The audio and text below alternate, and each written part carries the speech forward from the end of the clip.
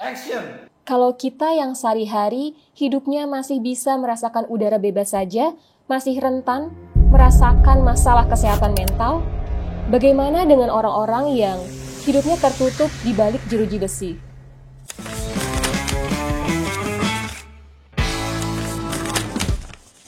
Halo sahabat pemasyarakatan, saya Santi dari Sehat Jiwa, sebuah usaha sosial yang berfokus pada upaya preventif dan promotif di isu pendidikan kesehatan jiwa. Video ini adalah kolaborasi dari Direktorat Jenderal Pemasyarakatan, Sehat Jiwa, dan British Consulate British Embassy untuk mempromosikan pentingnya kesehatan mental di lingkup pemasyarakatan. Sahabat pemasyarakatan, banyak yang berpikir bahwa penjara hanya soal menjalani hukuman. Bagaimana dengan kesehatan mental mereka di dalam? Pernahkah kita benar-benar memikirkan hal itu? Kesejahteraan psikologis di lingkup pemasyarakatan seringkali diabaikan, padahal dampaknya sangat besar.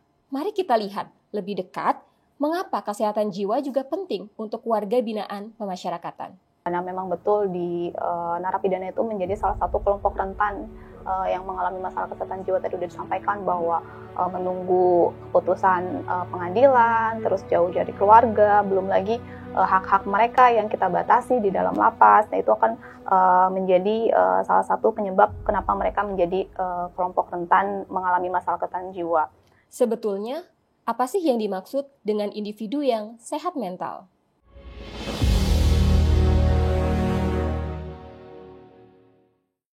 Menurut WHO, seseorang dikatakan sehat secara mental ketika ia mampu mengenali potensi diri, mampu mengatasi tekanan yang dihadapi di kesehariannya, bisa bekerja secara produktif, dan tentunya berkontribusi untuk lingkungan sekitar.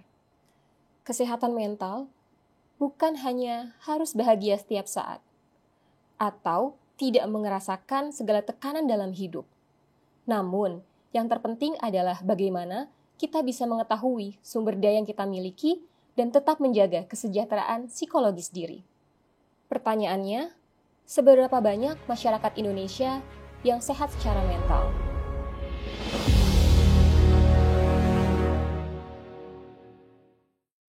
Kementerian Kesehatan Republik Indonesia menyampaikan bahwa 6,1% masyarakat Indonesia usia 15 tahun ke atas memiliki masalah kesehatan mental. Kalau dihitung nih, artinya dari total 275 juta penduduk Indonesia per tahun 2022, ada 16 juta lebih masyarakat Indonesia yang mengalami masalah kesehatan mental. Bayangkan, kalau dari 16 juta orang yang mengalami masalah mental, sebagian dari mereka ada di balik jeruji besi. Apakah kita bisa mengabaikan kondisi ini begitu saja? Edukasi tentang kesehatan mental sudah sangat meluas dan menjangkau banyak masyarakat. Namun, kita masih kesulitan untuk benar-benar mempraktikannya di dalam kehidupan sehari-hari. Ada beberapa faktor yang dapat meningkatkan kesehatan mental individu. Misalnya, kebiasaan hidup yang sehat, pikiran positif, keseimbangan dalam menjalankan aktivitas sehari-hari, serta dukungan dari lingkungan. Kondisi idealnya sih seperti itu. Tapi, bagaimana dengan mereka yang hidupnya di dalam lapas? Sahabat pemasyarakatan, kondisi lapas di Indonesia yang sudah overcrowded, dari kapasitas yang seharusnya menampung 140.000 warga binaan, di tahun 2024 ini justru diisi oleh lebih dari 265.000 warga binaan dengan kapasitas satu kamar dapat diisi hingga 24 orang. Bayangkan, tidur di ruangan sempit dengan lebih dari 20 orang, dengan sedikit privasi, di tengah lingkungan yang penuh ketidakpastian. Terlebih lagi, untuk para detaini asing, mereka jauh dari keluarga. Ada perbedaan budaya dan bahasa, dan tentunya membuat kondisi kesehatan mental mereka menjadi penuh dengan tantangan. Ini menjadi tantangan yang serius bagi petugas, terutama dengan kondisi di lapas yang overcrowding, adanya isolasi sosial, dan juga stigma. Namun, di tengah segala keterbatasan ini, lapas tetap berkomitmen untuk memberikan dukungan yang memadai untuk kesehatan mental di dalam lapas. Salah satunya adalah melalui program screening kesehatan mental yang telah dilaksanakan di 91 UPT Pemasyarakatan pada tahun 2022. Dari screening tersebut, ditemukan bahwa sebanyak 4.453 warga binaan dewasa dan anak menunjukkan indikasi masalah kesehatan mental. Untuk menjawab tantangan ini, Lapas terus menjalankan berbagai program pendampingan, termasuk asesmen awal dan program rehabilitasi psikologis. Lalu, apa yang harus dilakukan?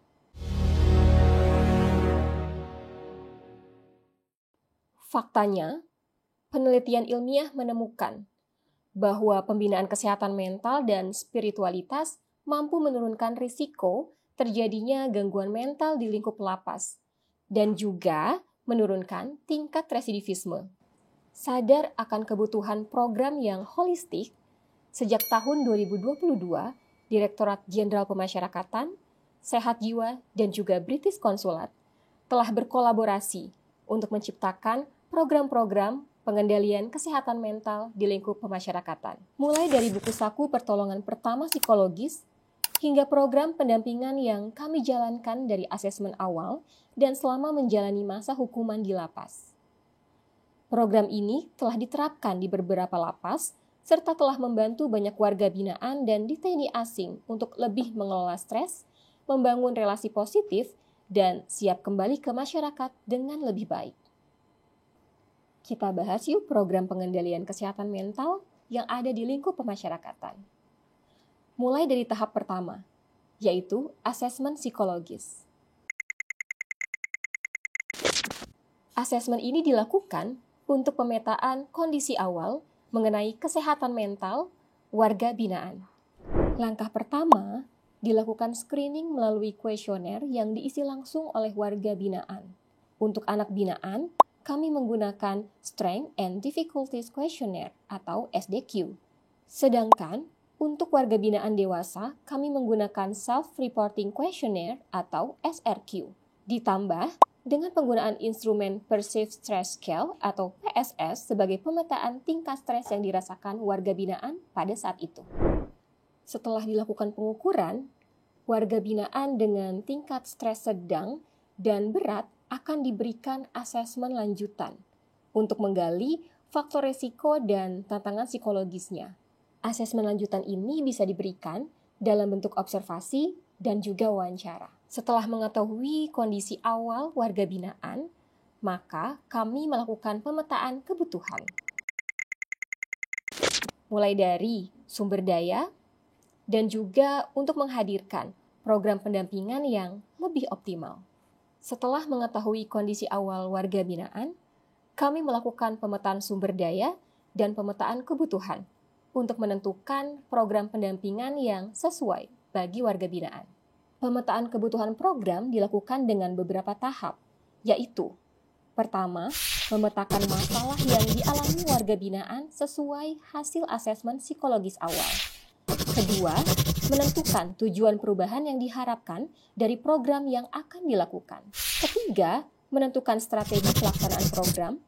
Keempat, menyusun dan merancang program berdasarkan tujuan dan strategi yang telah disusun. Dan yang kelima, menyusun rencana evaluasi program. Dari rancangan ini, berlanjut ke aksi nyata lewat program pendampingan kesehatan mental.